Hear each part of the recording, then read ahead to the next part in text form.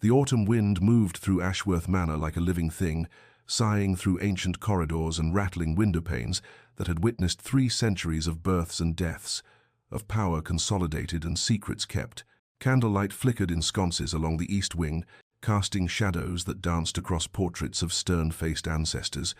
whose eyes seemed to follow the solitary figure moving with practiced silence through the dimming halls. Eleanor Gray carried her duties like armor, each movement precise and measured as she tended to the evening's final tasks, straightening cushions in the drawing room that no one had disturbed, ensuring fresh candles stood ready in holders throughout the manor,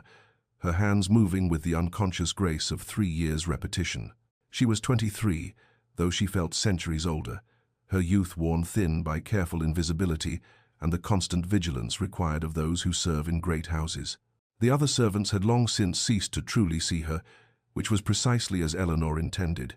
She moved through Ashworth Manor like a ghost, present but unnoticed, essential but unmarked upon. Through the tall windows of the portrait gallery, she could see the last light bleeding from the sky, turning the manicured grounds into a study of greys and blacks, and somewhere in the manor's depths she could hear the steady rhythm of boot heels against marble, the Duke making his evening rounds.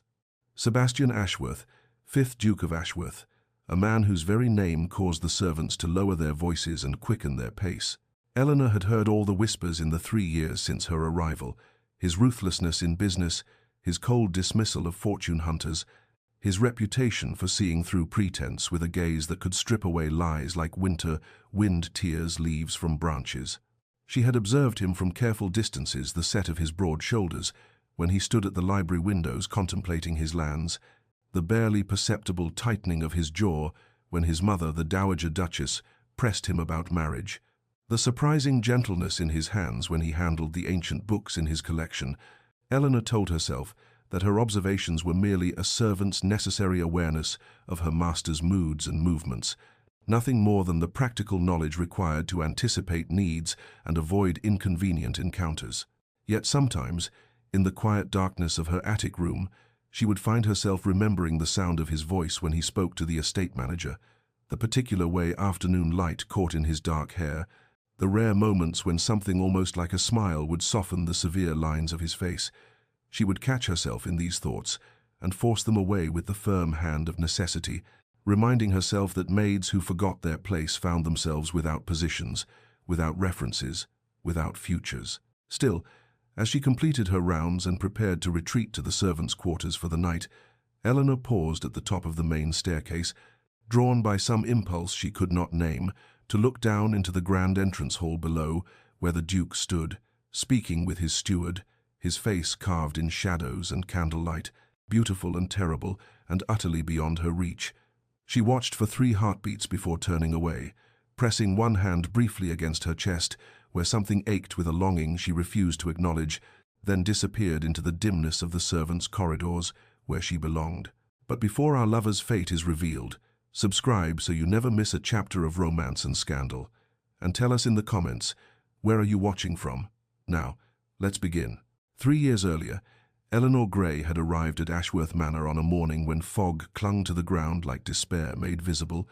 carrying nothing but a small cloth bag and a letter of reference that bore a seal. She prayed no one would examine too closely. She had walked the final mile from the village on foot, her worn boots soaking through from the damp grass, her stomach hollow with hunger she had long since learned to ignore, and when the great house finally emerged from the mist before her, all stone and mullioned windows and centuries of accumulated power, she had felt something close to terror settle in her chest alongside the desperate hope that had driven her to this remote corner of England. Mrs. Dalton, the housekeeper, had studied her with shrewd eyes that missed nothing, taking in Eleanor's threadbare cloak, her too thin frame, the desperate politeness in her curtsy, and the older woman's expression had softened in ways Eleanor later learned were rare. The interview had been brief, Mrs. Dalton asking questions that Eleanor answered with carefully constructed truths that were not quite lies, and when the housekeeper finally nodded and said there was a position available for a housemaid willing to work hard and keep to herself, Eleanor had nearly wept with relief. It was during those first bewildering hours, as Mrs. Dalton showed her through the servants' corridors, and explained the manor's routines, that Eleanor caught her first glimpse of the Duke. He had been crossing the entrance hall below as they looked down from the gallery, and even from that distance Eleanor had felt the force of his presence like a physical thing. He moved with the unconscious authority of those born to command, his tall frame clothed in severe black that somehow emphasized rather than diminished his stark beauty. And when he paused to speak to his steward, Eleanor saw the profile that would come to haunt her dreams: strong jaw, aristocratic nose, dark hair swept back from a broad forehead, and eyes that even from afar seemed to perceive too much. "Mrs." Dalton had noticed her frozen stillness and said quietly, "That is His Grace, the Duke. You'll have little cause to encounter him directly, but when you do, you keep your eyes down and your words few. He's a fair master, but does not tolerate impertinence or familiarity." Eleanor had nodded, understanding in that moment that she had fled from one form of danger into the vicinity of another, though this danger wore a different face and stirred feelings she had no right to harbor. In the weeks that followed, she learned the rigid hierarchy of the household, the butler and housekeeper at its apex, the ladies' maids and valets occupying elevated middle positions, and herself at the bottom among the housemaids and scullery workers,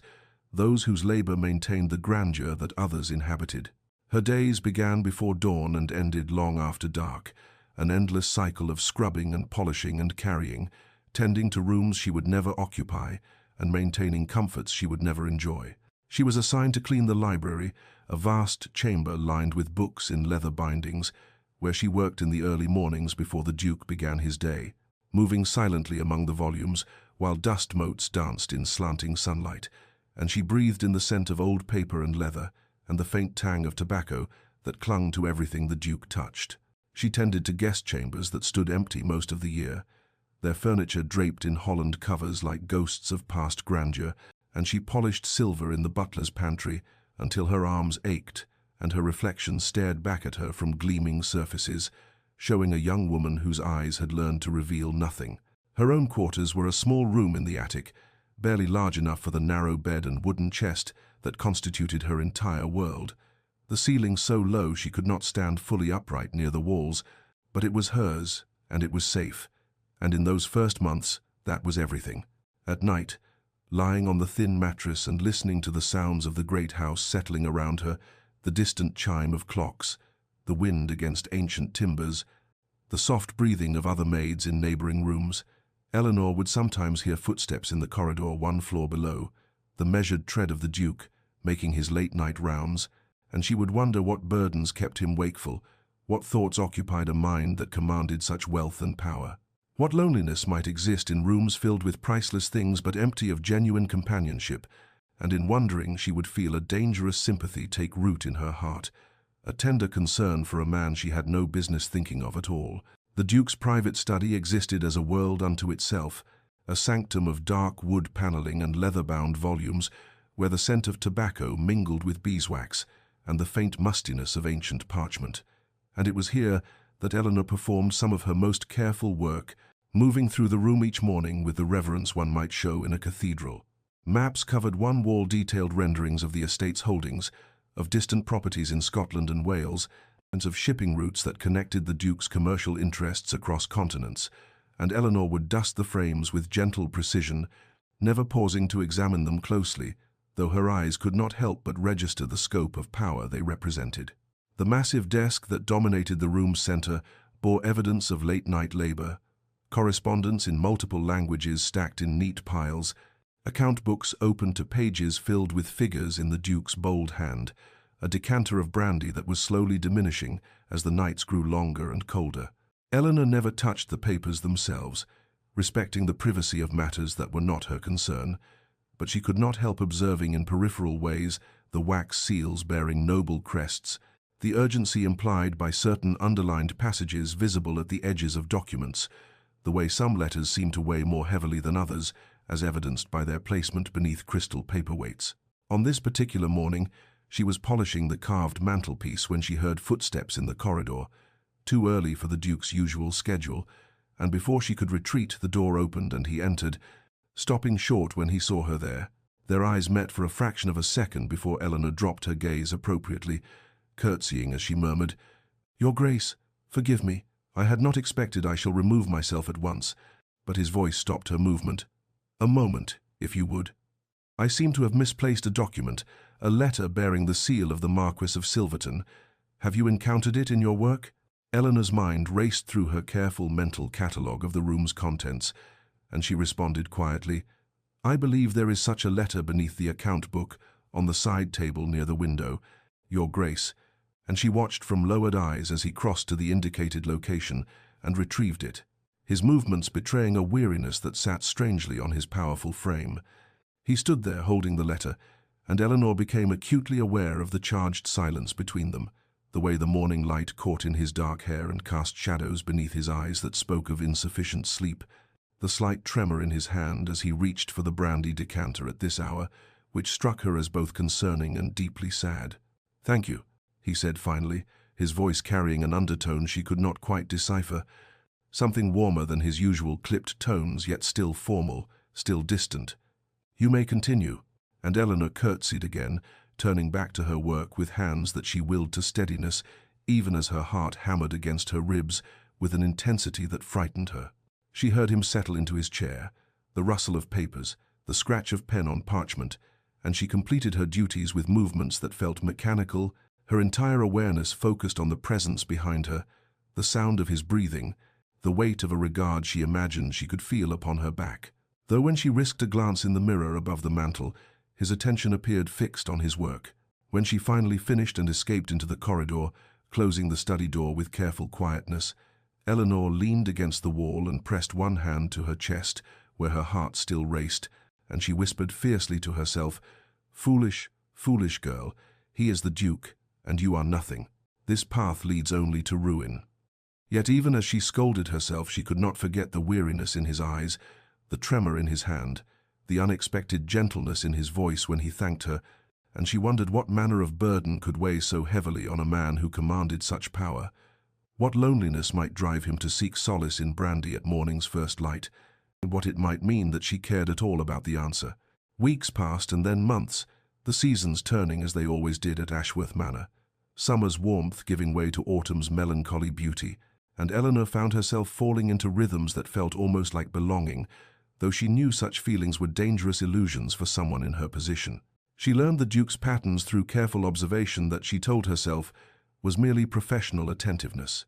He suffered from insomnia that kept him pacing the corridors until the small hours, seeking solace in his study or the library when sleep eluded him. He preferred solitude to company, often taking his meals alone rather than enduring the social performances expected of his rank, and he possessed unexpected kindnesses that surfaced in unguarded moments.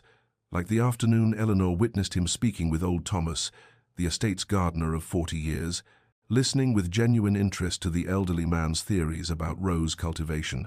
his severe expression softening into something almost approaching warmth. Yet as autumn deepened, new tensions infiltrated the household's rhythms, whispered conversations among the upper servants that filtered down to Eleanor's level, like sediment settling in still water. The Dowager Duchess had begun a campaign to see her son married, inviting noble families to the estate with increasing frequency, parading eligible daughters before the Duke with a determination that bordered on desperation. Eleanor found herself serving at dinners where beautiful young women in silk and jewels conversed with practiced charm,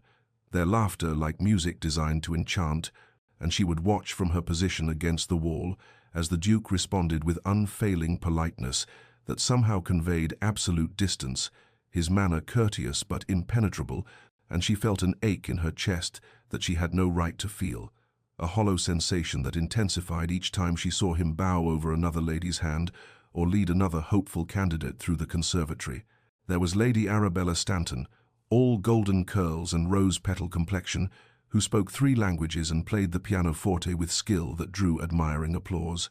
There was Miss Cordelia Blackwood, whose family's fortune rivaled the Duke's own, whose wit sparkled in conversation like champagne. There was the Honourable Miss Fitzwilliam, whose bloodline traced back to the Conqueror himself, whose every movement embodied aristocratic grace, and Eleanor watched them all, these women who belonged in the Duke's world as she never could, and told herself that the pain twisting in her stomach was merely indigestion from the kitchen's heavy fare. Mrs. Dalton noticed her distraction one evening as Eleanor botched the folding of linens for the third time, the older woman's shrewd eyes missing nothing as she said quietly, "A word of caution, my dear, from one who has seen much in her years of service. There are attachments that bring joy and those that bring only heartache, and a wise woman learns to distinguish between them before it is too late." And Eleanor felt heat rise in her cheeks as she protested perhaps too vehemently that she harbored no inappropriate feelings, that she understood her place perfectly well, that Mrs. Dalton's concern was kind but unnecessary. Yet even as the words left her mouth, Eleanor knew they rang hollow, transparent lies that fooled neither woman, and that night in her narrow bed she acknowledged the terrible truth. She had developed feelings for the Duke that went far beyond admiration or respect, feelings that bloomed in her chest like thorns whenever she saw him, and that made her treasure every brief interaction, as though gathering precious stones, that left her lying awake listening for his footsteps and wondering what manner of woman could reach past his careful defenses to touch the lonely man she sensed beneath the title and the power and the cold perfection of his aristocratic mask. The crisis descended upon Ashworth Manor on a grey October morning when the Dowager Duchess discovered that her emerald brooch, a family heirloom, passed down through 5 generations, worth more in sentiment than its already considerable monetary value, had vanished from her jewelry case, and within hours the entire household had been thrown into chaos as accusations flew and suspicions settled like ash upon everyone, particularly the newer servants who lacked the protection of long tenure. Eleanor found herself summoned along with the rest of the staff to the great hall, where they stood in anxious rows, while the Duke and his mother questioned each person with methodical thoroughness, and Eleanor watched the proceedings with a mixture of fear for her fellow servants and unwilling fascination at the Duke's approach to the investigation. Where the Dowager Duchess raged and threatened, her voice shrill with indignation and loss, the Duke remained calm and systematic, asking precise questions about movements and schedules, his sharp mind cataloguing information with the same attention to detail Eleanor had observed in his handling of estate business. Young William, a footman barely 18 who had joined the household only 3 months prior, became the focus of the Dowager's suspicions when someone recalled seeing him near her chambers the previous afternoon, and Eleanor witnessed the terror in the boy's face as he stammered denials, while the color drained from his cheeks, his hands trembling so violently he could barely maintain his composure. But the Duke cut through his mother's accusations with quiet authority, pointing out that William had been carrying linens to the guest quarters at that hour as part of his assigned duties, that his presence in the corridor proved nothing. That presumption of guilt without evidence was both unjust and beneath their household's dignity, and Eleanor felt something shift in her chest at the unexpected defense, at the sight of power wielded not to crush, but to protect. The investigation continued through the day. Each servant's quarters searched with apologetic thoroughness, the grounds examined, every possible location scrutinized, until finally a young maid named Sarah remembered that the Dowager had worn the brooch to the conservatory 2 days prior to show Lady Pemberton her prized orchids, and when they searched that location, they found the jewel caught in the lining of the cushioned bench where the Dowager had sat, having slipped from its faulty clasp, unnoticed. The relief that swept through the household was palpable, servants embracing and weeping with the release of tension. But Eleanor noticed that the Duke did not share in the celebration, instead retreating to his study with shoulders that seemed to bear additional weight, and later that evening when she passed his door on her rounds, she heard no sound from within and dared to peek through the partially open entrance. What she saw arrested her completely.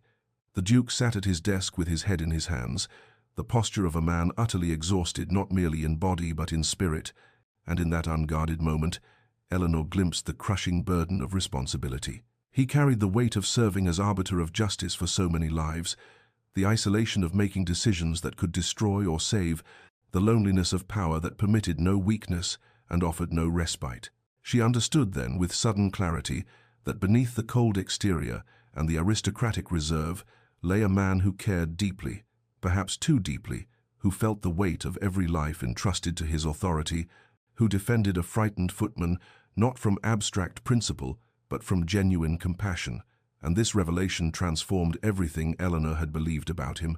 cracking open the careful distance she had tried to maintain and allowing something dangerous and tender to flood into the spaces where only fear and propriety had dwelt before. Winter descended upon Ashworth Manor with the inevitability of fate, transforming the estate into a realm of crystalline beauty, where frost etched intricate patterns upon windowpanes and snow blanketed the grounds in silence that felt both peaceful and isolating, and with the season's arrival came changes in the household's rhythms. As servants drew closer together for warmth, their work concentrated in smaller spaces, and their interactions more frequent and intimate in ways that summer's expansiveness had not required. Eleanor found herself assigned new duties that brought her into the Duke's orbit with unsettling regularity. Mrs. Dalton instructed her to bring late-night tea to his chambers when he worked through the darkest hours, explaining that the previous maid assigned to this task had departed to care for an ailing mother, and though Eleanor's heart seized with something between terror and anticipation at the prospect, she accepted the assignment with outward composure while her inner world tilted dangerously. The first night she knocked softly on his chamber door, balancing the silver tray with hands that trembled slightly, and when his voice called her to enter, she found him at his desk surrounded by papers and ledgers, his profile illuminated by candlelight that carved shadows beneath his cheekbones and revealed the weariness etched around his eyes. And he glanced up as she set the tea service beside him, with a slight nod of acknowledgement that somehow felt more meaningful than elaborate thanks. This became their pattern through the deepening winter, Eleanor appearing each night near midnight with tea that grew cold more often than not, while the Duke remained absorbed in his work, and she learned to read his moods in the subtle language of his posture and movements, the tight set of his shoulders when estate matters troubled him, the rhythm of his pen across paper varying between swift certainty and hesitant consideration, the particular books he reached for reflecting whether he sought distraction or deeper contemplation. Gradually, almost imperceptibly, their interactions evolved beyond the wordless exchange of service rendered and acknowledged,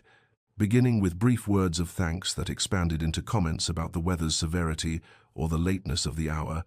observations that required no response, yet invited connection if Eleanor chose to offer it, and she found herself lingering fractionally longer each night, her replies growing from murmured agreement to tentative observations of her own. One evening when snow fell so heavily that the world beyond the windows disappeared into white darkness, the Duke remarked that the storm reminded him of winters from his childhood, when the manor felt like an island cut off from civilization, and Eleanor dared to share a memory of her own about sledding down hills that seemed mountain-tall to a child's perception, and for a moment the distance between Duke and servant dissolved into simple human connection before Eleanor caught herself and retreated with hasty courtesy. She treasured these midnight encounters while simultaneously fearing them, knowing each conversation carved her heart more deeply toward attachment that could bring only pain, yet unable to resist the gravitational pull of his presence, in the way her entire day oriented itself around those late hours when she might see him and exchange words that felt weighted with meaning she dared not examine too closely. Then came the night that changed everything, an evening in late January when she arrived to find him staring at the fire rather than working, his expression distant and troubled,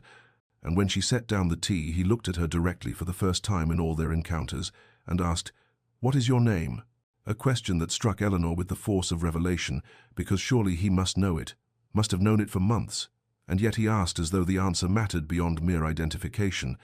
as though he wished to hear her speak it herself, to claim her own identity in his presence, and Eleanor felt the room tilt as she whispered,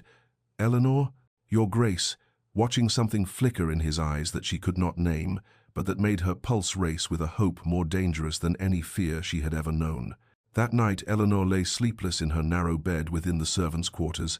listening to the ancient manor settle around her with its familiar creaks and whispers, and when she could bear the tumult of her thoughts no longer, she rose and retrieved from its hiding place, beneath a loose floorboard, the small silver locket that represented all that remained of her former existence, the delicate chain cold against her fingers as she opened the clasp to reveal the miniature portraits within. Her mother's gentle face painted in careful detail, her father's stern but loving expression, frozen in happier times, before everything had shattered into irretrievable fragments. Eleanor Grey was not truly Eleanor Grey at all. Or rather, she was Eleanor but not Grey. She had been born Eleanor Charlotte Fitzwilliam, only daughter of Baron Fitzwilliam of Rosewood Estate, raised in privilege and comfort with the expectation of making a suitable marriage to some gentleman of appropriate station. Her childhood filled with music lessons and literature and the refined pursuits deemed proper for a young lady of quality, and she could still remember the weight of silk gowns and the glitter of candlelight at balls where she had danced without knowing how precious and fragile such moments were. The disgrace had come swiftly and completely when her father's business partner absconded with their joint investments, leaving behind forged documents that implicated the Baron in schemes of fraud and embezzlement. And though her father proclaimed his innocence with increasing desperation, society had already rendered its verdict. Creditors had descended like vultures. Former friends had turned away with cold eyes and colder shoulders, and within 6 months the estate had been seized, their possessions sold, their name dragged through scandal sheets that delighted in the fallen mighty. Eleanor's mother, a delicate woman whose constitution had never been robust, had withered under the weight of shame and loss, taking to her bed with a grief that consumed her from within, until fever claimed what heartbreak had already destroyed, and Eleanor had knelt beside that deathbed, holding a hand grown thin and translucent, while her mother whispered apologies for failing to protect her daughter from the cruelty of their reduced circumstances. Her father had survived his wife by mere weeks before disappearing into voluntary exile somewhere on the continent, leaving Eleanor a letter that spoke of his innocence and his inability to bear watching his daughter suffer for his misfortunes. And in that letter, he had pressed upon her the necessity of concealment and of taking a different name and finding honest work far from those who might recognize her and either exploit her vulnerability or condemn her by association with his alleged crimes. Eleanor had chosen service not from any romantic notion, but from pure survival instinct, understanding that a maid could disappear into the invisible masses of working people, that no one looked closely at servants' faces or inquired into their histories beyond the barest references, and Mrs. Dalton's kindness in accepting her despite the thinness of her credentials had been the first mercy Eleanor had known in months of grinding desperation. For 3 years, she had maintained this careful erasure of her former self, speaking in the deferential tones of service rather than the cultured accent of her upbringing, keeping her eyes downcast and her presence unremarkable, living in constant fear that someone might recognize the Baron's daughter beneath the maid's plain dress and mobcap, certain that discovery would mean dismissal at best and exploitation at worst, for she knew what became of disgraced gentlewomen without protection in a world that viewed them as fallen creatures deserving of their fate. The Duke's question, "What is your name?" had shaken her precisely because it suggested he saw her as more than a faceless servant, that he perceived some individual identity worth knowing, and this recognition terrified Eleanor because it threatened the invisibility that had become her only shield against a hostile world. Yet it also awakened something she had thought dead within her, some remnant of the girl who had once believed herself worthy of being known and valued for herself rather than her usefulness. She tucked the locket back into its hiding place with hands that trembled, reinforcing her determination to maintain the boundaries that kept her safe, to resist the dangerous pull toward the Duke that grew stronger with each midnight encounter, to remember that Eleanor Fitzwilliam had died with her parents, and only Eleanor Grey remained, and Eleanor Grey was a maid who had no right to anything beyond the security of her position and the small comfort of knowing she had survived when survival had seemed impossible. The announcement came on a grey February morning when the Dowager Duchess arrived at Ashworth Manor in a flurry of imperious energy and elaborate plans, declaring that a grand ball would be held within the month to properly introduce her son to the eligible young ladies of the finest families, her tone brooking no argument despite the Duke's visible reluctance, and the household erupted into controlled chaos as preparations began in earnest. Eleanor found herself working 16-hour days alongside the other servants, polishing silver that had not seen use in years, beating dust from ancient tapestries, scrubbing floors until they gleamed, transforming the manor's grand ballroom from a shadowed space of disuse into a glittering chamber worthy of the aristocracy's most discerning scrutiny,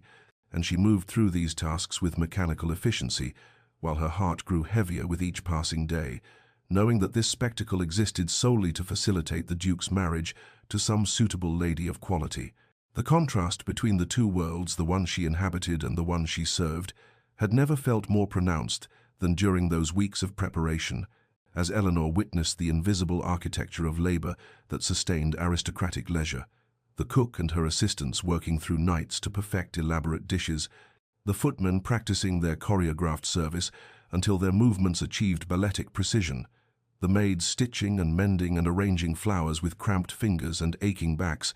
all so that the nobility might dance and dine in effortless elegance, without ever considering the army of hands that made such elegance possible. On the night of the ball, Eleanor, dressed in her best servant's uniform,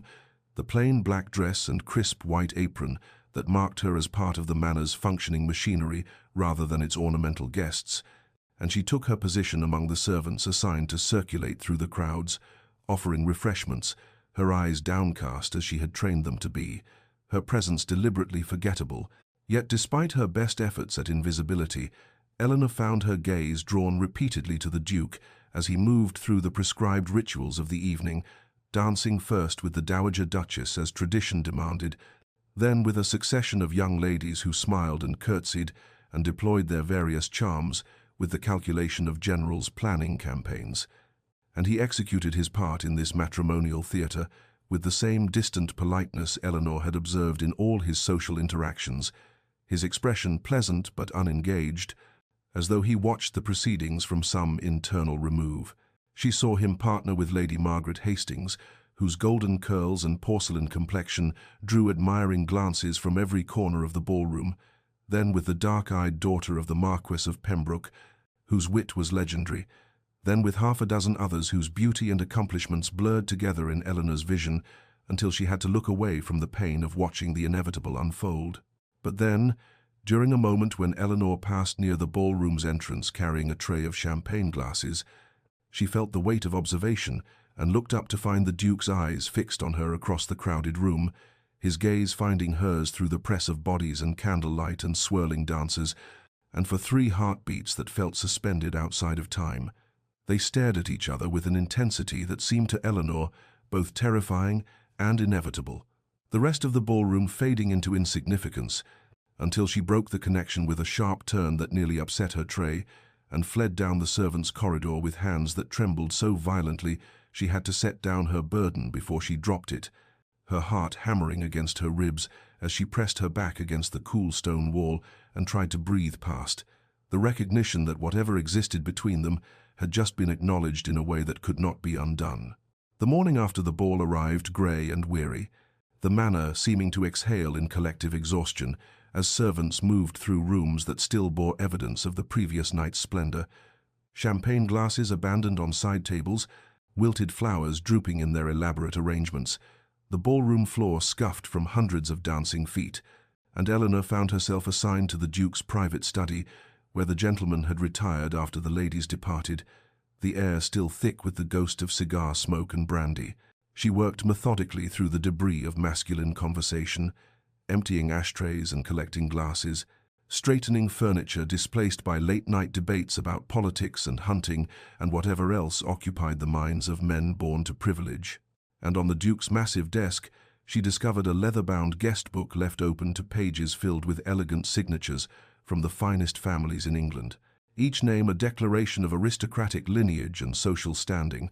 and beside this register of nobility lay several sheets of the Duke's own writing, his distinctive hand immediately recognizable to Eleanor, who had dusted around his correspondence often enough to know the particular slant of his letters. She knew she should not read what was clearly private, yet her eyes moved across the page before conscious thought could prevent them, and she found herself looking at what appeared to be evaluations of the previous night's eligible young ladies, each name followed by observations rendered in prose as clinical and detached as a naturalist cataloguing specimens. Lady Margaret noted for beauty but vapid conversation, the Marquess's daughter intelligent but calculating, Miss Hartwell pleasant but lacking spirit, each assessment ending with the same devastating conclusion marked in the Duke's careful script, unsuitable. Eleanor felt an unexpected wave of sadness wash through her as she stood holding these pages that reduced living, breathing women to mere lists of qualities weighed and found wanting, and she understood with sudden clarity that the Duke was as trapped by his circumstances as she was by hers, perhaps more so, for while she had chosen invisibility as survival, he had been born into visibility that demanded he marry appropriately and produce heirs and fulfill obligations determined before his birth, and the loneliness of such an existence struck her with force that made her chest ache. She was carefully replacing the papers exactly as she had found them when the door opened and the Duke entered, his appearance shocking in its disorder, his evening clothes rumpled and his cravat loosened, dark circles beneath eyes that spoke of sleeplessness, his hair disheveled as though he had run his hands through it repeatedly. And he stopped upon seeing her with an expression Eleanor could not entirely read, though weariness was certainly part of it. The silence stretched between them, weighted with the memory of their locked gazes across the crowded ballroom, with all the careful distance they had maintained, now feeling suddenly impossible to restore. And then the Duke spoke in a voice rough with exhaustion and something else, something that sounded almost like desperation. "Did you find last night's spectacle as tiresome as I did?" The question hung in the air between them, intimate and unexpected, an invitation to honesty that violated every protocol of master and servant, and Eleanor felt her heart begin to race, because this was the first time he had initiated conversation beyond necessity. The first time he had asked her opinion as though it mattered, as though she were a person whose thoughts held value rather than simply another piece of the household machinery, and she knew that how she answered would either restore the proper distance between them or shatter it entirely, and God help her, she did not know which outcome she feared more. Spring arrived at Ashworth Manor with the gentle insistence of renewal, transforming the estate grounds from winter's stark severity into a landscape of tender possibility, and Eleanor found herself increasingly assigned to outdoor tasks, as the household emerged from months of interior confinement, polishing windows thrown open to admit fresh air,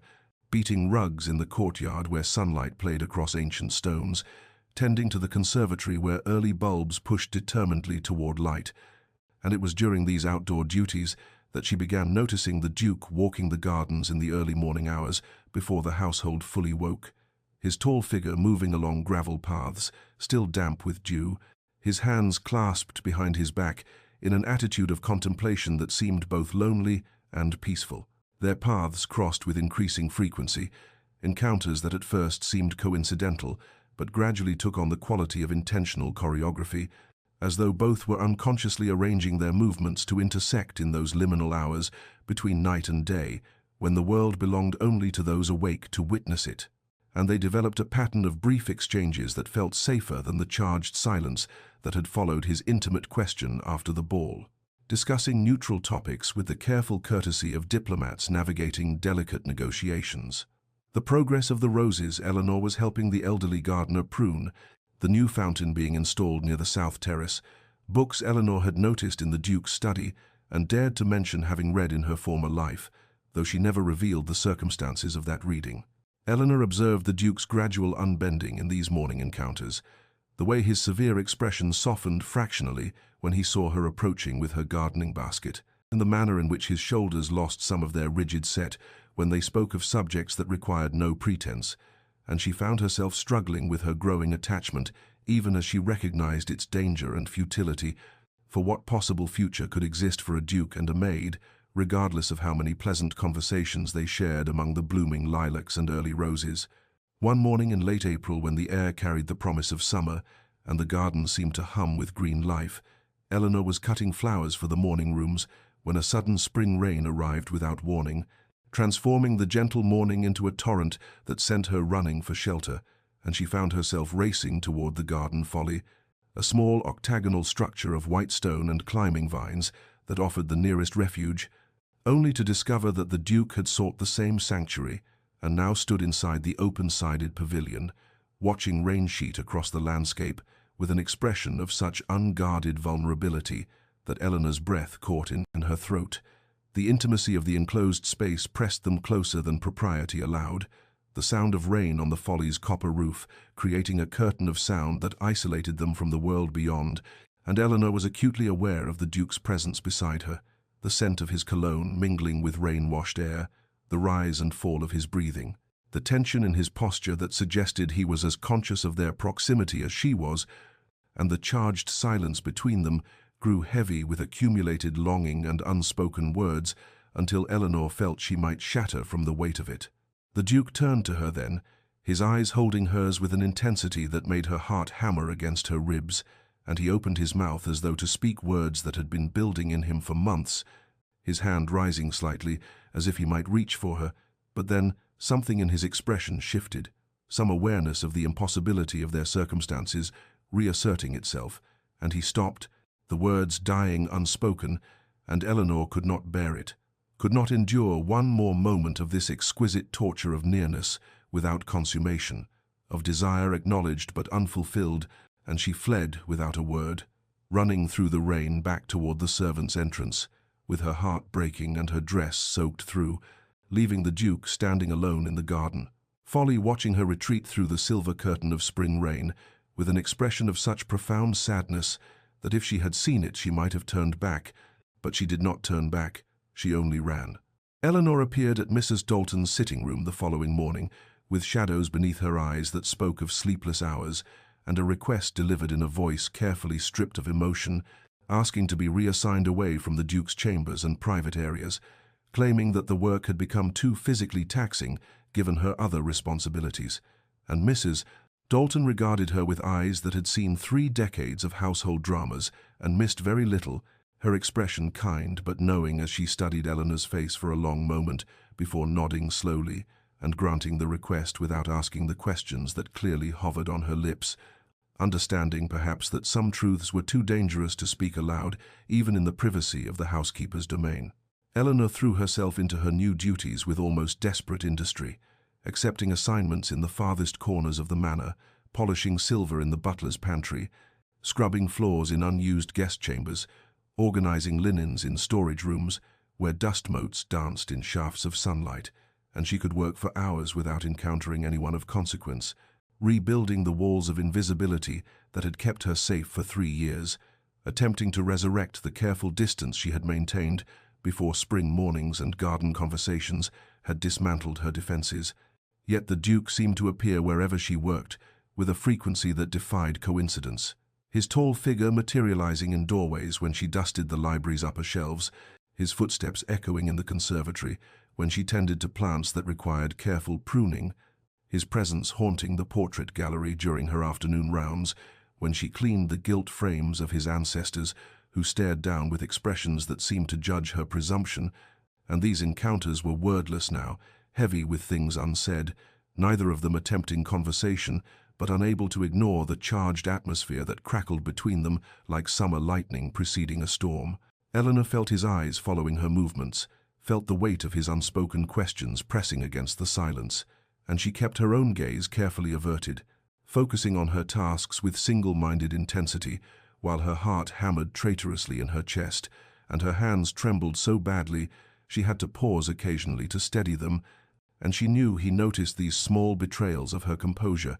just as she noticed the tension in his shoulders, the way his hands clenched and unclenched at his sides as though restraining himself from reaching for her, the barely audible sigh that escaped him when she would curtsy briefly and flee to another part of the manor. The other servants began to notice the strange dance between Duke and maid, conversations falling silent when Eleanor entered rooms, sidelong glances exchanged in the servants' hall, whispers that followed her through corridors like autumn leaves stirred by wind, and she felt the weight of their speculation pressing down on her, knowing that her attempts at discretion had failed, that the household had marked her as somehow different, somehow noteworthy, and this visibility terrified her more than anything because it threatened the anonymity that had been her only protection.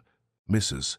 Dalton summoned Eleanor to her sitting room on a grey afternoon when rain drummed against the windows and the manor felt close and oppressive, and the housekeeper's expression was grave as she gestured for Eleanor to sit, then spoke with the directness of someone who had delayed difficult words as long as conscience would allow, warning Eleanor about the impossibility of situations where hearts crossed boundaries they were never meant to traverse,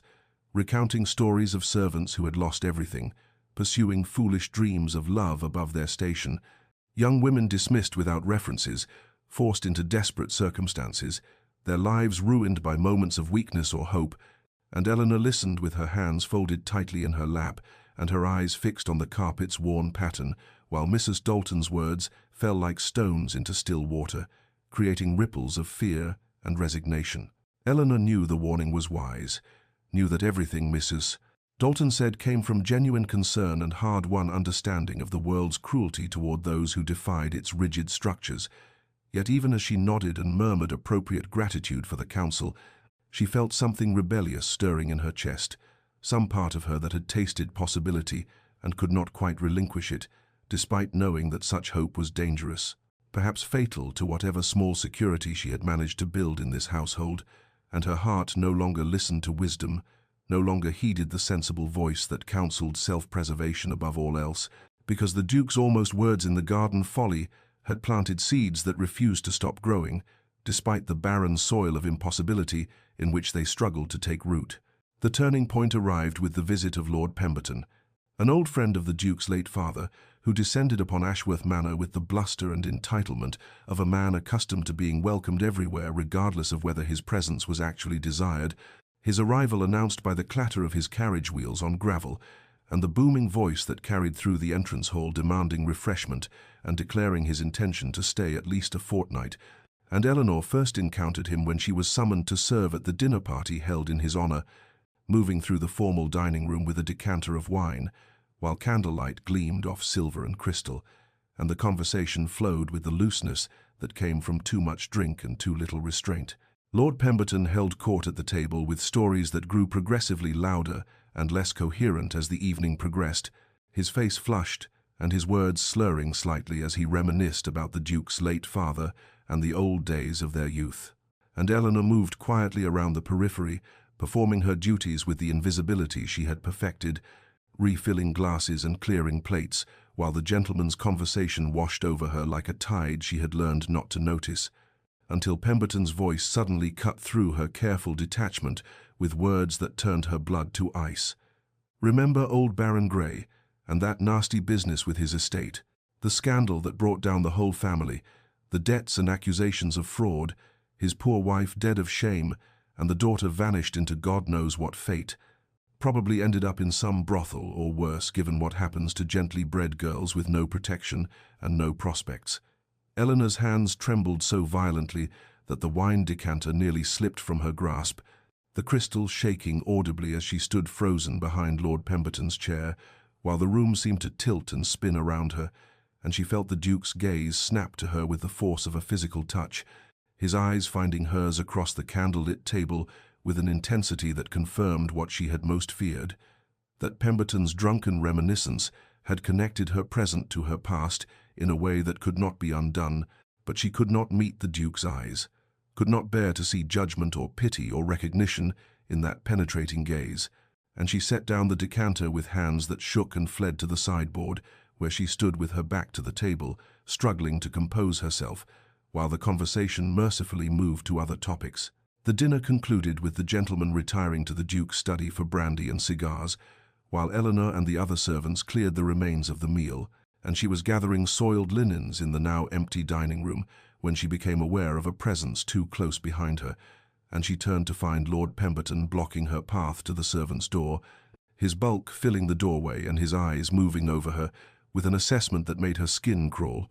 and he reached out to touch her cheek with fingers that reeked of tobacco, while his voice dropped to what he clearly imagined was a seductive tone, saying that she was far too pretty to be wasting herself in service, that a girl with her looks could do much better for herself with the right protector, that he could make arrangements if she was interested in improving her circumstances, and Eleanor stepped back, with her heart pounding and her mind racing through possible escape routes, while Pemberton advanced with the confidence of a man who had never been denied anything he wanted.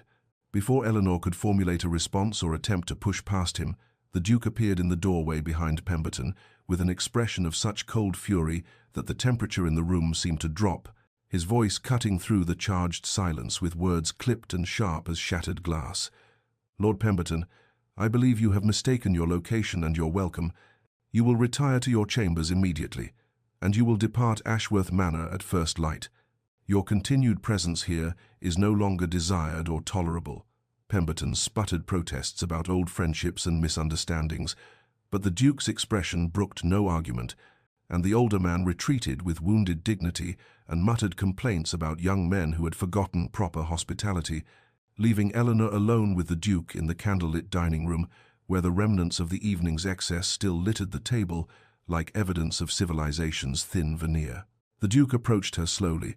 as one might approach a frightened animal, and his voice when he spoke had lost all its earlier ice, replaced by a gentleness that nearly undid her completely.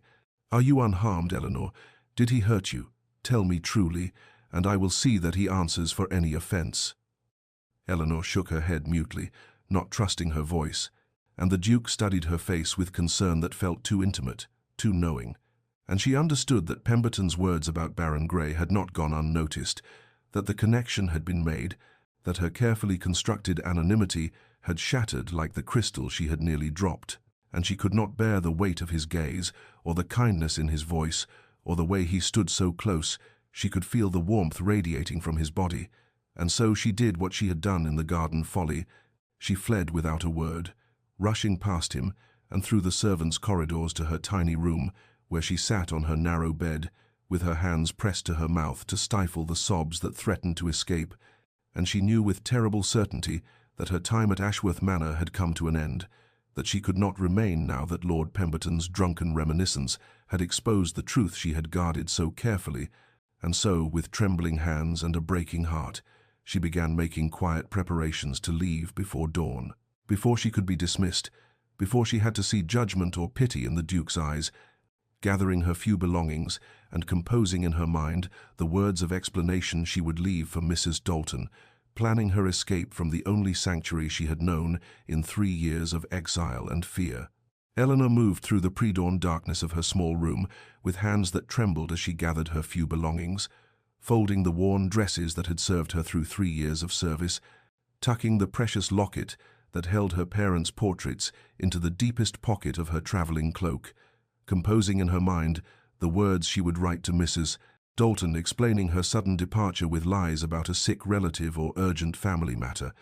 anything that would allow her to leave with some shred of dignity before the inevitable dismissal came, and she had just finished tying her bundle when a soft knock sounded at her door with a rhythm that made her heart stutter because it was not the sharp rap of a fellow servant, but something more hesitant, more deliberate. She opened the door to find a young footman she barely knew standing in the corridor, with a candle that cast dancing shadows across his nervous face, and he delivered his message in a whisper that barely carried across the threshold. The Duke requested her presence in his private study immediately,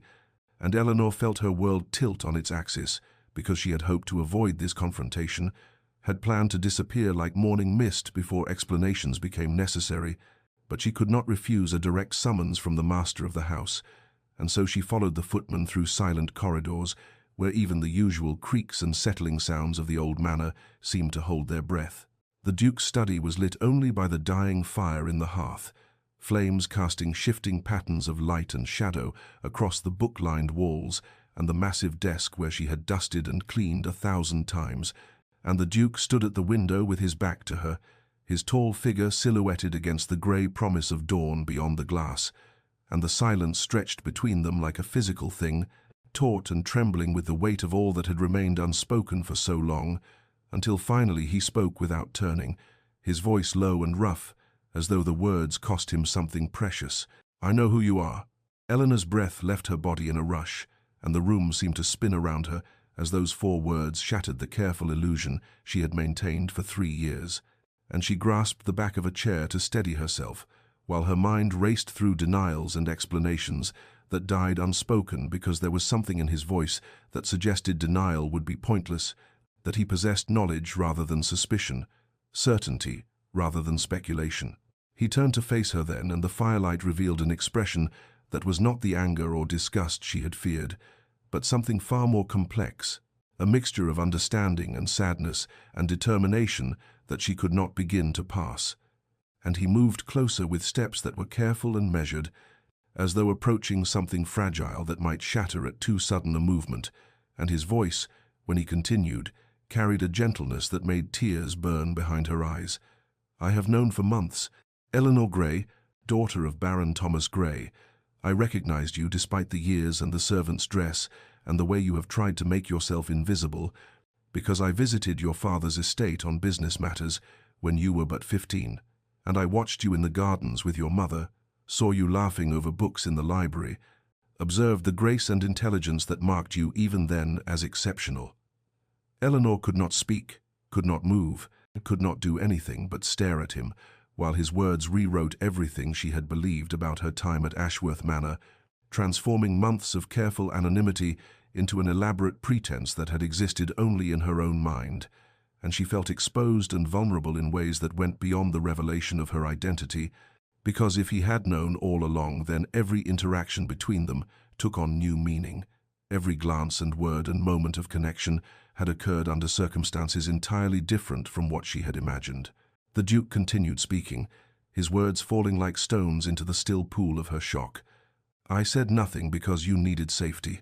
and I would not deny you that refuge. You needed time to heal from your family's tragedy, and I would not rob you of that peace. And perhaps I needed time as well to understand what I felt when I saw you again, and be certain that my regard was not mere pity for your circumstances or guilt that I had failed to help your father when the scandal broke, and to know with absolute certainty that what has grown in my heart these past months is real and lasting and worthy of the risk I am about to take." And Eleanor finally found her voice, though it emerged as barely more than a whisper, asking what risk he meant, what danger he courted, and the Duke's expression softened into something that looked almost like hope tempered by fear, and he answered that he risked his heart by offering it to her, risked society's censure by acknowledging his feelings for someone the world would deem unsuitable, risked everything that mattered by asking a question to which he did not know the answer. If the barriers of class and circumstance did not exist, if they stood as simply man and woman rather than duke and maid, what would her heart tell her? And Eleanor felt the question settle over her like a weight too great to bear, because it demanded honesty she had never allowed herself, required her to acknowledge desires she had ruthlessly suppressed, asked her to imagine possibilities she had deemed too dangerous, even to contemplate in the privacy of her own thoughts. The Duke's voice continued to fill the firelit study with revelations that rewrote Eleanor's understanding of everything that had passed between them these long months. And he spoke of the reasons he had remained silent about her identity, explaining that she had arrived at Ashworth Manor with such evident wounds that he could not bring himself to expose her vulnerability, that she had needed safety and sanctuary to heal from the devastation of her family's ruin, and he would not deny her that refuge, even as he recognized her, despite the servant's dress and the careful way she had made herself small and invisible, and he admitted with a rawness that made her heart ache that he had also needed time to understand his own feelings, to examine the regard that had grown in him and determine whether it was merely pity for her tragic circumstances or guilt that he had failed to intervene when her father's world collapsed, or whether it might be something deeper and more enduring and worthy of the risk such feelings entailed. Eleanor stood frozen in the center of the study while her mind struggled to absorb these confessions, and she felt fear mingling with confusion and disbelief. Because if he had known all along, then every interaction between them took on layers of meaning she had never imagined. Every small kindness and brief conversation had occurred while he carried knowledge she thought hidden, and beneath the tumult of these revelations stirred something more dangerous still. A fragile hope she dared not acknowledge, because hope had proven a cruel companion in the years since her family's disgrace. Hope had led only to disappointment and pain, and the necessity of building walls around her heart to survive. The Duke moved closer with careful steps, as though approaching something precious that might shatter, and the firelight caught the planes of his face and revealed an expression so tender it nearly undid her, and he spoke of his growing regard for her, confessing that her quiet strength had become essential to him in ways he struggled to articulate, that he had watched her transform the cold grandeur of Ashworth Manor, not through dramatic gestures, but through countless small acts of care and attention. The way she arranged flowers in rooms no one but servants would see, the gentleness with which she treated elderly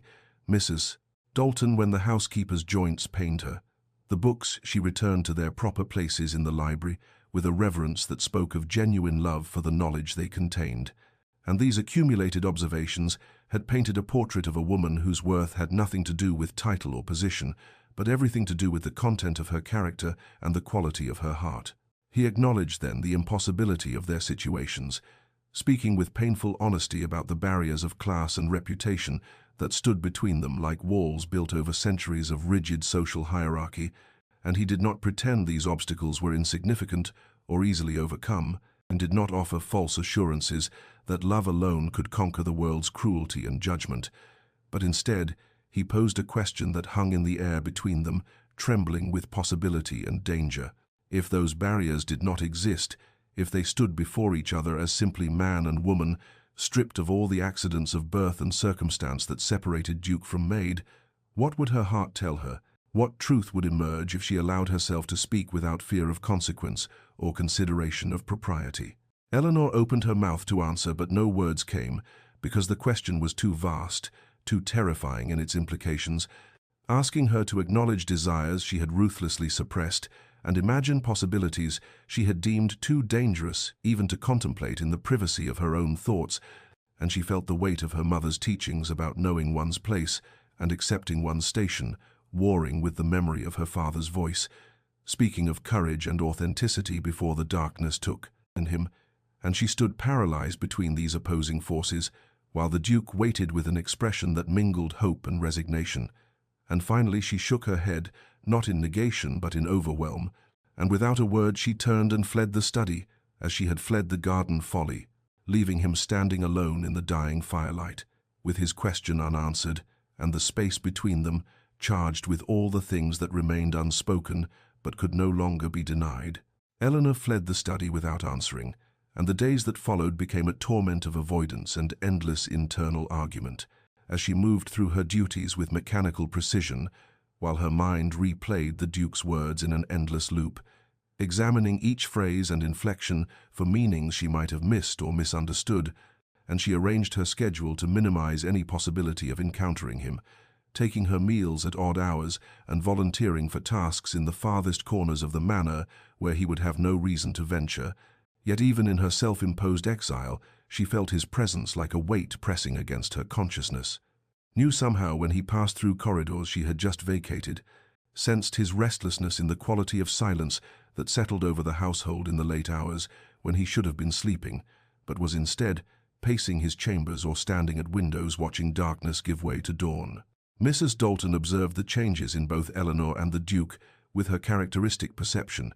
noting how Eleanor had grown pale and distracted, how she jumped at unexpected sounds and lost herself in contemplation while polishing silver until the metal gleamed like mirrors, and the Duke had become equally altered, more withdrawn than usual, his legendary focus scattered so that he left correspondence unfinished and meetings with his steward abbreviated,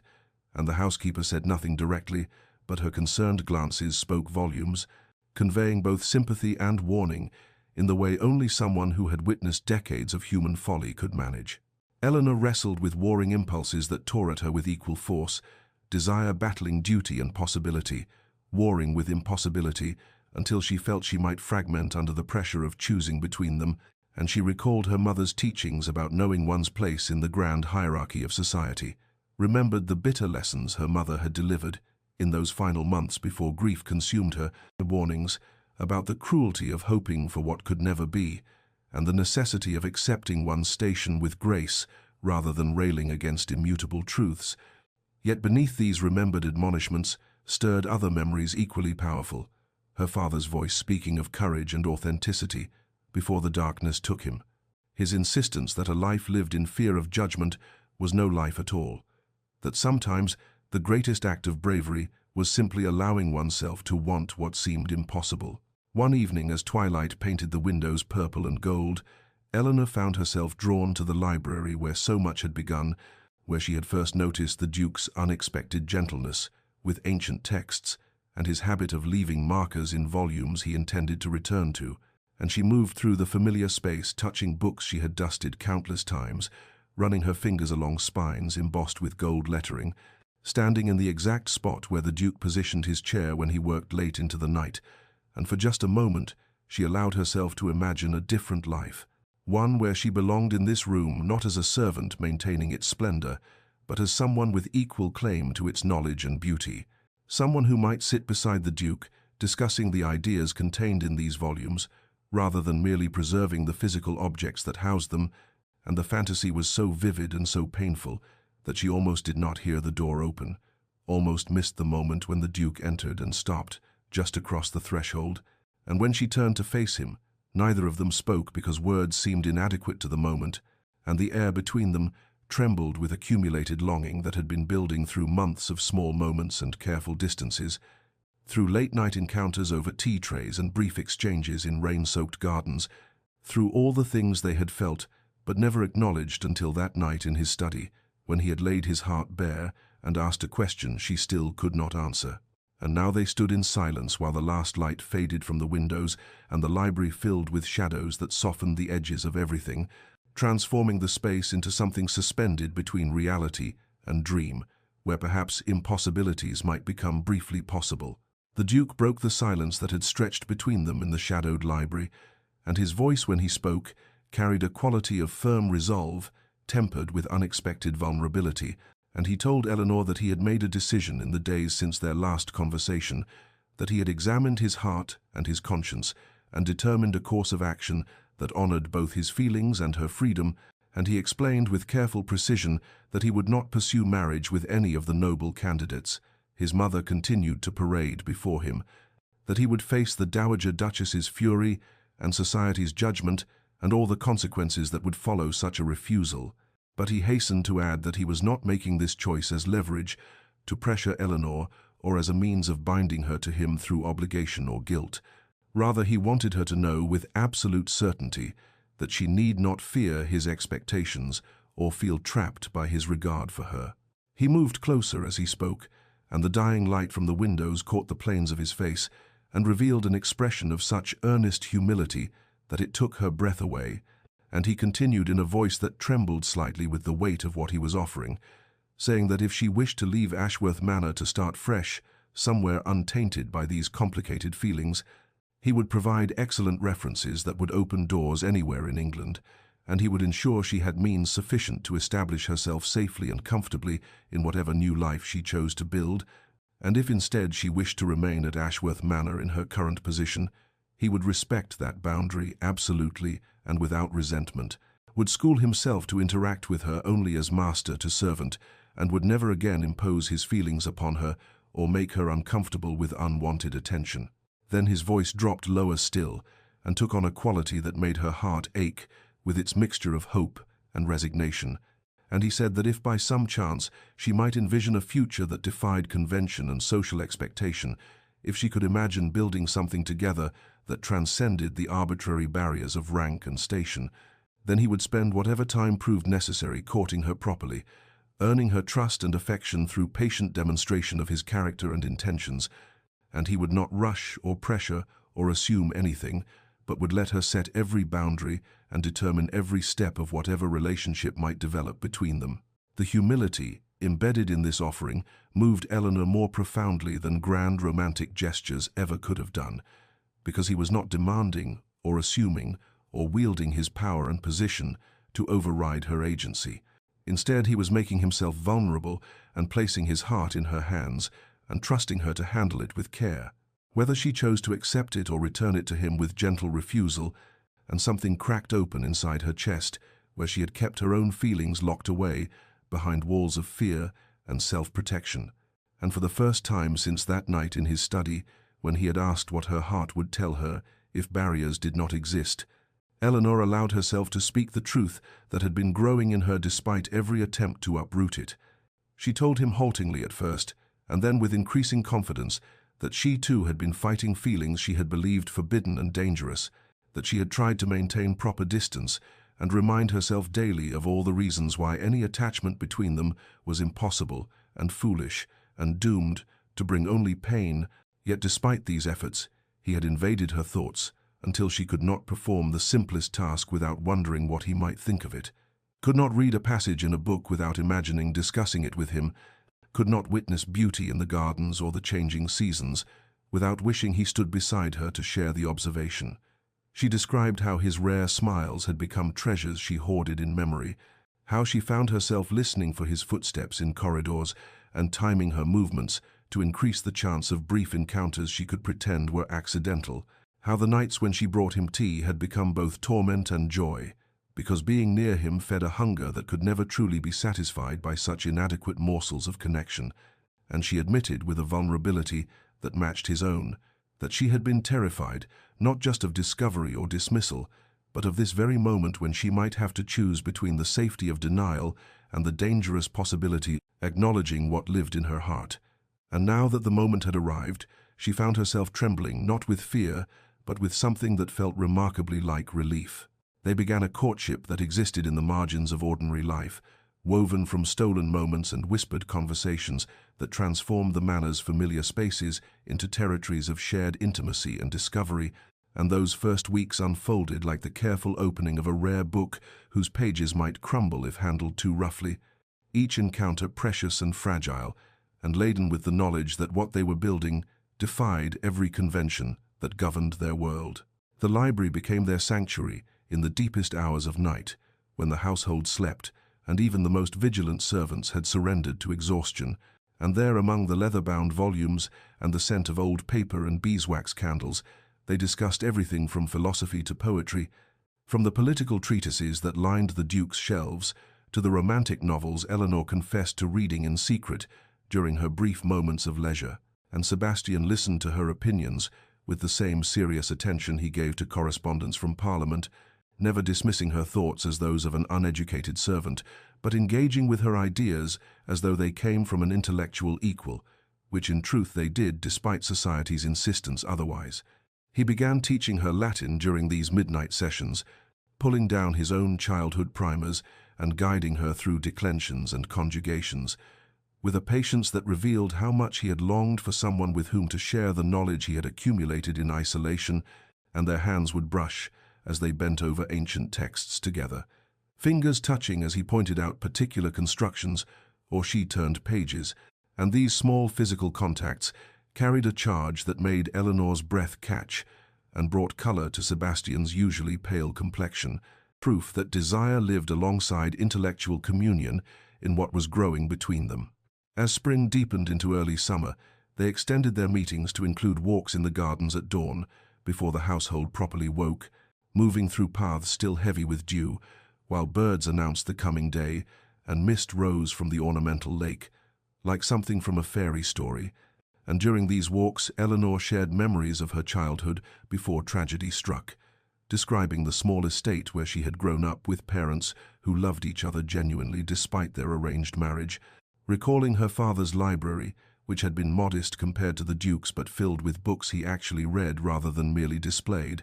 and the flower garden her mother had tended personally rather than leaving entirely to servants. And as she spoke of these lost things, Sebastian heard both grief and fondness in her voice, understanding that she mourned not just her family, but the version of herself who had existed before shame and necessity transformed her into someone invisible. In turn, Sebastian revealed his own loneliness with a candor that surprised them both, describing how he had inherited the dukedom at 19 when his father died suddenly, how he had been thrust into responsibilities for which his expensive education had not truly prepared him, forced to navigate political intrigues and manage vast properties and make decisions that affected hundreds of people while still barely more than a boy himself. And he spoke of the isolation that came with his position, the way people either feared him or sought to use him but rarely approached him as simply a human being worthy of genuine connection. And Eleanor understood then that beneath his cold exterior lay someone who had been lonely for far longer than she had, someone who had built walls not from cruelty but from self-protection, and this recognition deepened her feelings from attraction into something more profound, a desire not just to be with him but to ease the burdens he carried and share the weight of a life that had been solitary for too long. They discovered unexpected commonalities as these conversations accumulated, like deposits of sediment forming solid ground beneath their feet, both shaped by loss and premature responsibility,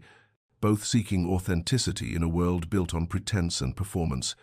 both longing for partnership rather than the transactional relationships their respective positions typically afforded, and their connection evolved beyond the initial spark of attraction into genuine friendship and intellectual communion, the kind of rapport that made silence comfortable and disagreement productive rather than threatening. And yet, even as their relationship deepened and took on the qualities of true partnership, the shadow of impossible circumstances hung over everything they built together, because what future could they truly construct when society deemed their union unthinkable and the practical obstacles seemed insurmountable. And this question haunted them both during moments of particular happiness,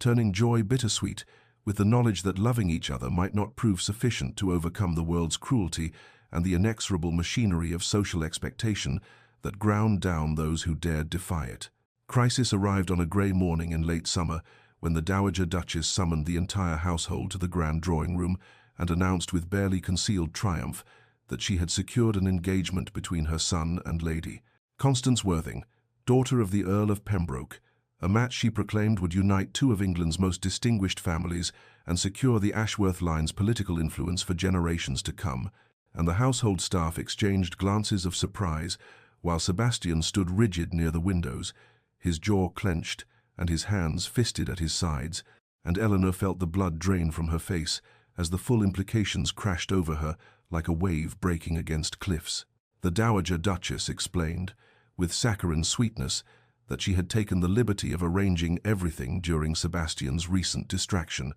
had negotiated terms with Lord Pembroke, had secured agreements regarding properties and dowries, had even set a date for the wedding in 3 months' time, and she had done all this leveraging social obligations. Sebastian could not easily refuse, and calling in debts the late Duke had incurred which bound his son to certain political alliances, and she concluded by saying that the formal announcement would appear in the London papers within days, and that Lady Constance and her family would arrive at Ashworth Manor the following week to begin preparations. Sebastian erupted with fury Eleanor had never witnessed before, his carefully maintained composure shattering as he raged against his mother's machinations and demanded to know how she dared arrange his life without consultation. But the Dowager Duchess remained unmoved and pointed out coldly that she had every right as his mother and as someone who understood duty far better than he apparently did, and she reminded him that the announcement had already been made public, that refusing now would humiliate Lady Constance, who was entirely innocent and had accepted the proposal in good faith, that breaking such a high-profile engagement would create scandal that would damage not just the Ashworth name, but also destroy a young woman's reputation and prospects. And Sebastian fell silent because he knew with sickening certainty that his mother had trapped him perfectly, had used his own sense of honor and responsibility as weapons against him. Eleanor stood among the other servants and felt her world collapsing inward, felt the fragile happiness she and Sebastian had built during their stolen moments crumbling like sandcastles before an incoming tide, and she understood with painful clarity that this was how their story would end, not with mutual choice, but with duty and obligation, crushing whatever they had dared to dream possible. That night she waited until the household slept, and then made her way to the library where she knew Sebastian would be, found him standing at the windows, staring out at darkness, and when he turned to her, his expression held such anguish that she nearly lost her resolve. But she forced herself to speak the words she had rehearsed during the long evening, telling him that she released him from whatever understanding existed between them, that she could not be the reason he dishonored his obligations or caused pain to an innocent woman who had done nothing wrong except accept a proposal she believed genuine, and she said these things with as much steadiness as she could muster, though her voice shook and tears coursed down her face. Sebastian refused to accept this sacrifice, crossed the room in 3 strides, and took her hands in his, and said with fierce intensity that he would not marry Lady Constance and would not condemn himself to a lifetime with someone he did not love, while the woman who held his heart sacrificed herself on the altar of propriety, and they began to argue then, the first true conflict between them, born not of anger, but of love and desperation, and the impossible situation that trapped them both. Eleanor insisted that she would not destroy his life or his honor, would not be responsible for scandal that would follow him forever, or for the ruin of an innocent woman's reputation, reminded him that he had responsibilities to his name and his tenants and the political alliances that sustained the estate's prosperity. But Sebastian countered that a life without her was already destroyed, that he had lived in cold isolation before she brought warmth and meaning to his existence, and he would not return to that emptiness, regardless of what society demanded, and he spoke with such passion that Eleanor felt her resolve wavering, even as she knew her position was the morally correct one. They went back and forth, each trying to save the other from sacrifice, each insisting their own suffering mattered less than the other's future, until finally the argument dissolved into tears, and they found themselves holding each other in the middle of the library, clinging together as though physical proximity could somehow solve the problems that words could not. And they stood there for a long time while candles burned low and the night deepened around them, both knowing that love alone might not prove sufficient to overcome the world's cruelty, that sometimes caring deeply for someone meant letting them go, even when every fiber of your being screamed in protest, and the bitter knowledge that their happiness might be impossible hung between them like a spectre neither could banish. Sebastian spent the following 3 days locked in his study, barely sleeping, taking meals only when Mrs. Dalton insisted and left trays outside his door, and Eleanor moved through her duties like a ghost, performing tasks by rote while her mind remained trapped in that library embrace, both of them existing in a liminal space between hope and despair. And it was on the 4th morning that Sebastian emerged with eyes red from lack of sleep, but burning with fierce determination, and he immediately dispatched urgent letters to London solicitors and began a systematic examination of his father's papers and the estate's historical records, working with an intensity that alarmed the household staff, who had never seen their usually composed master in such a state of barely controlled energy. He had remembered something from years ago, a conversation overheard when he was barely 20 and newly titled Whispers Among His Father's Old Associates, about the convenient timing of Baron Grey's disgrace, about rivals who had benefited substantially from the scandal, and Sebastian began pulling that thread with the methodical thoroughness he applied to everything, requesting documents from courts and banks, interviewing elderly retainers who remembered the events,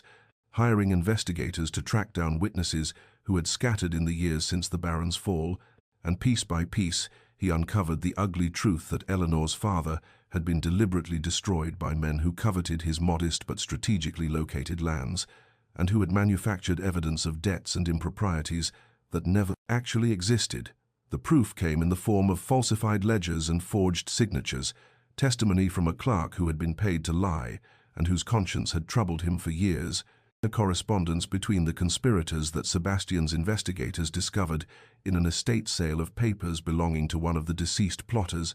and armed with this evidence, Sebastian moved with swift and merciless efficiency to dismantle the lies that had destroyed an innocent family, using his considerable influence to have the case reviewed by magistrates, leveraging his political connections to ensure the matter received proper attention, and within 6 weeks he had secured official vindication for Baron Grey, the restoration of the family's honor, the recovery of properties that had been seized and sold, and the establishment of Eleanor as the legitimate heir to her father's title and the now restored estate. He did all this without telling Eleanor what he was attempting, partly because he feared failure and could not bear to raise hopes that might be crushed, partly because he wanted the gift to be complete when he presented it, but mostly because he understood that he was not doing this to make her his equal in society's eyes, since she had always been his equal in every way that truly mattered, but rather to remove the weapons that society would use against them, to eliminate the arguments about class disparity that his mother and others would employ to condemn their union. And when he finally summoned Eleanor to his study on a bright September afternoon and laid before her the documents proving her father's innocence and her own restored position, she stared at the papers for a long moment as though unable to comprehend their meaning, and then the tears came. Great wrenching sobs for the father who had died in exile, believing himself dishonored, for the mother who had perished of grief and shame, for the years Eleanor herself had spent hiding from a disgrace that had never been deserved, and Sebastian held her while she wept, understanding that these tears were necessary, that she needed to mourn properly for what had been stolen, and to rejoice for the justice that came too late to save her parents, but in time to free her from the weight of unearned shame. When the storm of emotion finally subsided, Sebastian took both her hands in his and asked her properly, not as duke to servant but as man to woman,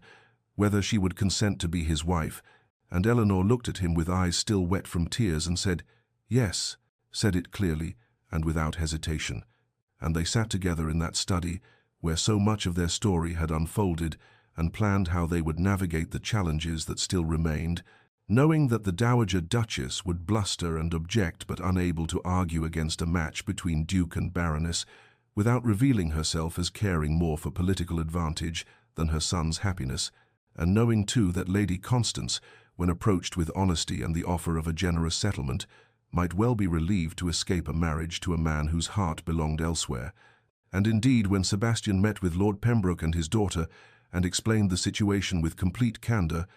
Lady Constance surprised everyone by laughing and admitting she had accepted the engagement only from duty, and had been dreading a lifetime shackled to a cold manner and a husband who looked at her with polite indifference, and she wished Sebastian well, and accepted the financial arrangements he offered, and departed Ashworth Manor with evident relief, leaving the Dowager Duchess furious but defeated,